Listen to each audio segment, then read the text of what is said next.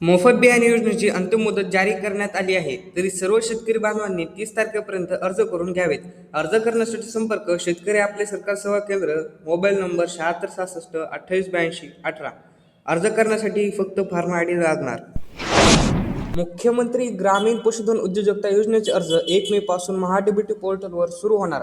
गाय, म्हैस, कुक्कुटपालन या उद्योगासाठी मिळणार अनुदान. आयुक्त पशुसंवर्धन विभाग, महाराष्ट्र राज्य यांनी दिली माहिती. शेतकऱ्यांकडून युरियाचा वापर कमी व्हावा यासाठी युरियाची गोणी 45 किलोहून 30 किलो करण्याची मागणी कृषी मंत्री दत्तात्रय भरणे यांनी केंद्र सरकारकडे केली आहे. परदेशी कंपनीच्या अहवालानुसार 35 लाख शेतकरी कर्जमाफीसाठी पात्र राहतील अशी माहिती देण्यात आली आहे. तसेच शेतकरी कर्जमाफी 30 जूनपूर्वी होईल अशी देखील माहिती आलेली आहे.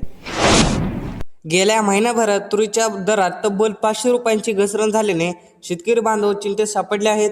महिनाभरापूर्वी प्रति क्विंटल 8,200 रुपये दराने विकली जाणारी तूर आता 7,500 ते 7,600 रुपयांवर आली आहे.